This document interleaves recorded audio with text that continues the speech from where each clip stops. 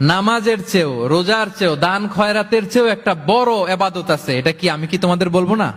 সাহাবারা তো অবাক, নামাজের চেয়েও বড় ইবাদত, রোজার চেয়েও বড়, দানের চেয়েও বড়। ক্বালু বালা ইয়া রাসূলুল্লাহ। সাহাবারা বললেন অবশ্যই হে নবী, হ্যাঁ আপনি বলেন সেটা কি? বিষ্ণু সাল্লাল্লাহু আলাইহি ওয়াসাল্লাম বললেন ইসলাহু যাতিল বাইন, বিবাদমান দুই গ্রুপকে মাঝখান দিয়ে যে মিলিয়ে দেয়া।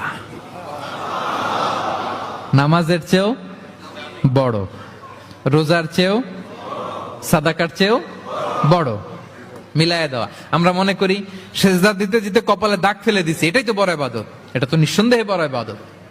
আমরা মনে করি হজ করতে করতে শেষ করে ফেলতেছি, এটাই বড় ইবাদত। জিকির করতে করতে আমরা দিনরাত এক করে ফেলতেছি, এগুলো তো নিঃসন্দেহে ইবাদত।